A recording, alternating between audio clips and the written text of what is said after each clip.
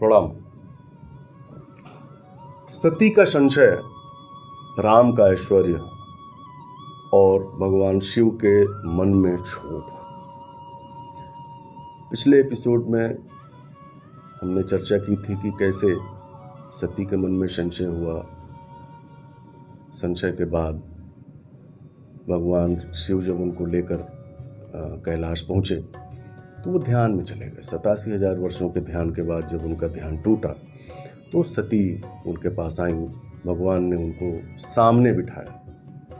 यहाँ एक बात मैं उल्लिखित करना चाहूँगा कि जब याज्ञवल्क्य जी ने कथा शुरू की तो आरंभ में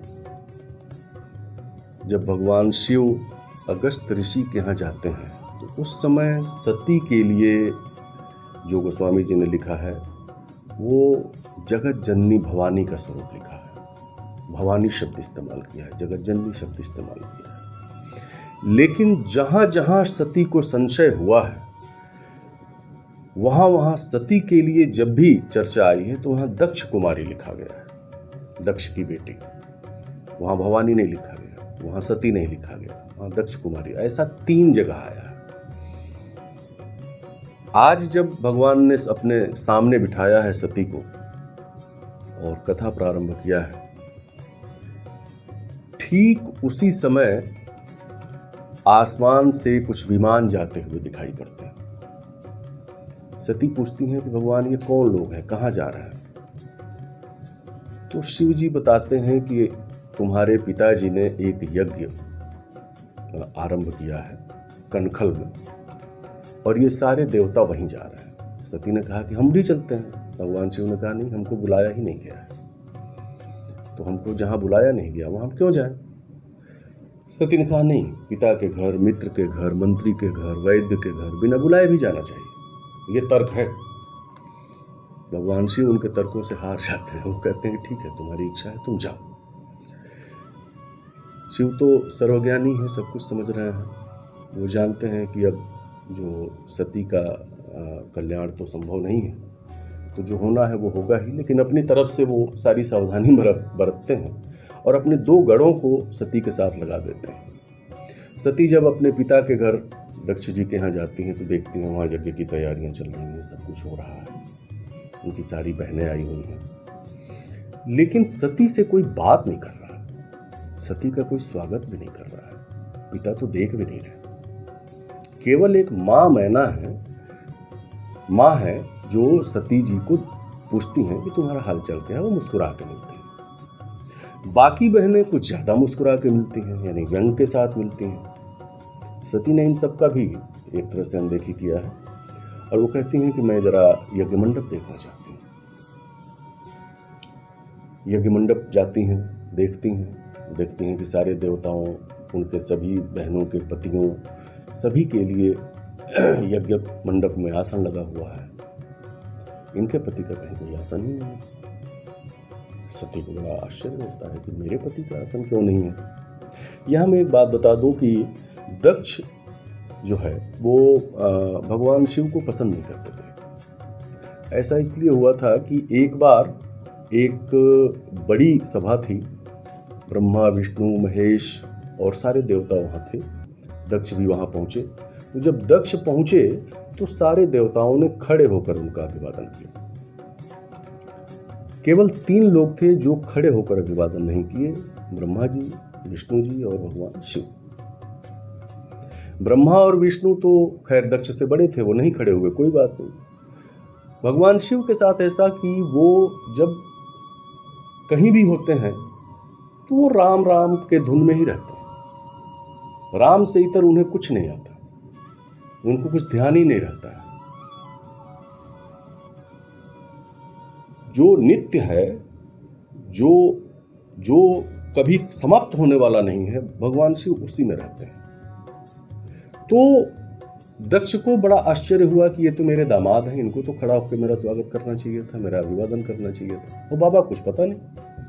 लेकिन दक्ष बड़े क्रोधित हो गए और इतने क्रोधित हो गए कि उस समय से उन्होंने शिव को एक तरह से उपेक्षित कर दिया और इसीलिए जब उन्होंने यज्ञ किया तो यज्ञ में बुलाया नहीं। सती जब यज्ञ मंडप देख रही हैं कि यहाँ उनके पति का आसन नहीं लगा हुआ है, तो बड़ा क्षोभ होता है। उनको लगता है कि भगवान जो कह रहे थे हमारे आने से के समय, वो सही कह रहे थे। उन्हें बहुत क्रोध आया, और इतना क्रोध आया कि अपने दाहिने पैर के अंगूठे से उन्होंने योगाग्नि प्रज्वलित की, और उस योगाग्नि में जल गए। जलने से पहले उन्होंने बहुत कुछ ऐलान किया, बहुत कुछ कहा। उन्होंने कहा कि ये जितने देवता हैं, इन सभी को इनके जो कार्य हैं किया हुआ है और शिव की उपेक्षा है, उसकी सजा मिलेगी। ये यज्ञ विध्वंस होगा, ये सब कुछ नष्ट होगा। और जलने से पहले उन्होंने ईश्वर से, भगवान से, राम से सिर्फ ये कहा कि भगवान, मैं अब जल रही हूँ, मैं मर रही हूँ, लेकिन अगले जन्म में मैं जैसे भी जहाँ भी पैदा होंगी, आप मुझे अगला पति भी भगवान शिव के रूप में ही दीजिएगा। और भगवान ने इसे स्वीकार भी किया, और सती वहां जल गई। सब तरफ सन्नाटा छा गया। सती के जलने की सूचना मिलते ही भगवान शिव के गणों ने तो जो कुछ किया ही, भगवान शिव ने अपने एक विशेष गण वीरभद्र को भेजा है। वीरभद्र वहां पहुंचे और सबसे पहले उन्होंने दक्ष के सिर को उनके धड़ से अलग किया, यज्ञ मंडप को नष्ट किया, यज्ञ जितने भी यज्ञशाला पूरी थी उसको नष्ट किया, और इतना बड़ा विनाश खड़ा किया कि पूरा का पूरा यज्ञ विध्वंस में तब्दील हो गया। और इधर भगवान शिव विराग में चले गए। शिव का गृहस्थ जीवन समाप्त हो गया, शिव वैरागी हो गए।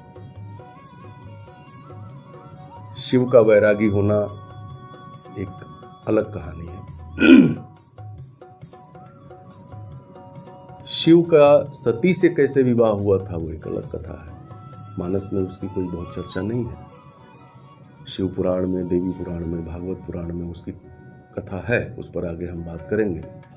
सती थी कौन, कैसे शिव से विवाह किया था, ये सब कुछ आएगा।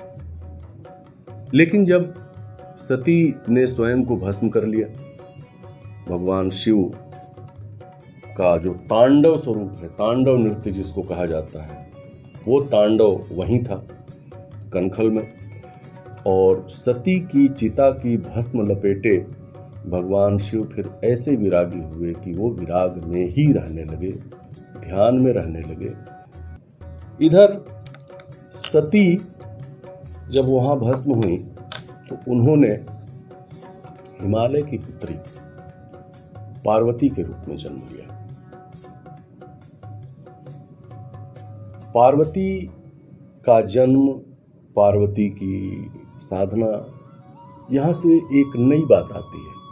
मैंने कहा ना कि ये कर्म घाट है। इस कर्म घाट में बिना किए कुछ मिलने वाला नहीं है, ये संदेश है। सती का जो भ्रम था, उस भ्रम को समझिए। वो भ्रम सामान्य भ्रम नहीं है, वो भ्रम बहुत महत्वपूर्ण है। 3 शब्द आते हैं: संशय, तर्क और जिज्ञासा।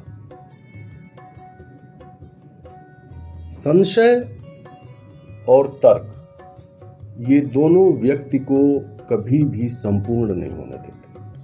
संशय एक प्रकार का मनोरोग है। मॉडर्न साइंस में उसको साइकोसोमेटिक डिजीज भी कह सकते हैं। जब संशय होता है ना, तो हर चीज पे संशय होता है। ये क्यों, ये ऐसा क्यों हुआ, कहीं ऐसा तो नहीं होगा। आज जो जीवन है, जो समाज है, जो लोग हैं, इसमें से लगभग 80% लोग संशय में ही जी रहे हैं। सती के एक संशय से कितना बड़ा विनाश हुआ, क्या घटनाएं हुई, कैसे परिवर्तन हुआ, यह कथा उसी संदेश को लेकर गंगा के रूप में प्रवाहित हो रही है। ऐसा ही संशय कुरुक्षेत्र में हुआ था अर्जुन को। इसी प्रकार का संशय था ना। युद्ध होगा, युद्ध में सैनिक मरेंगे, सैनिकों की जो विधवाएं होंगी वो दूसरे हाथों में चली जाएंगी, फिर कुलधर्म नष्ट हो जाएगा, अपने लोगों को मैं कैसे मारूं, कैसे अर्जुन का पूरा शरीर कांप रहा था, कैसे उनका गांडीव गिर गया, ये सारा कुछ देखकर उसी संशय को मिटाने के लिए भगवान कृष्ण ने गीता का उपदेश दिया। उसी गीता को मानस में गोस्वामी तुलसीदास जी ने इस अंश में यहां पर प्रस्तुत किया है। वही कर्मघाट है ये और कोई कर्मघाट अलग से नहीं है। अपनी पूरी सांस्कृतिक विरासत में कहीं भी जाएंगे, कर्म की एक ही परिभाषा है, कर्म का एक ही स्वरूप है और कर्म ही प्रधान बताया गया है। इसीलिए कर्म को कर्म योग कहा गया है। सती का संशय कितनी बड़ी घटना को जन्म देता है, कैसे चीजें बदलती हैं, इसको समझिए। और संशय के साथ जो दूसरी बीमारी आती है वो है तर्क। आजकल लोग तर्क भी बहुत करते हैं। तर्क से आप किसी को पराजित कर सकते हैं, निरुत्तर कर सकते हैं, लेकिन तर्क करने और तर्क में जीत जाने का यह मतलब नहीं हुआ कि आप सही हैं। तर्क की कसौटी हो सकती है, लेकिन तर्क से आप सही हैं इसका कोई मतलब नहीं है।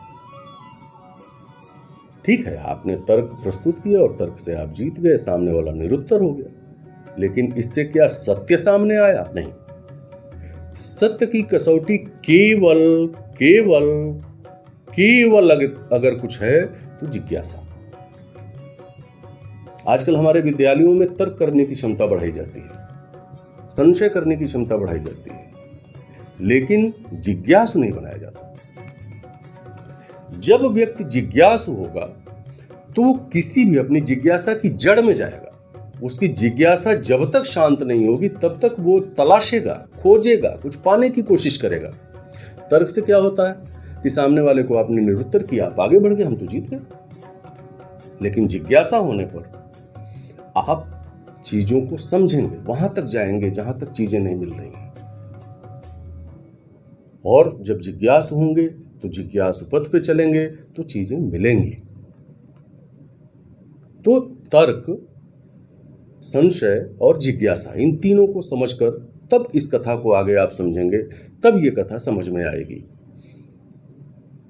सती का भस्मीभूत होना, शिव का वैरागी होना, पार्वती के रूप में सती का जन्म लेना और फिर इस कथा का आगे बढ़ना किस रूप में हो रहा है, कैसे हो रहा है, आखिर गोस्वामी जी इन चीज़ों को यहाँ तक लेके क्यों आए हैं, यह सब कुछ हम चर्चा करेंगे अगले एपिसोड।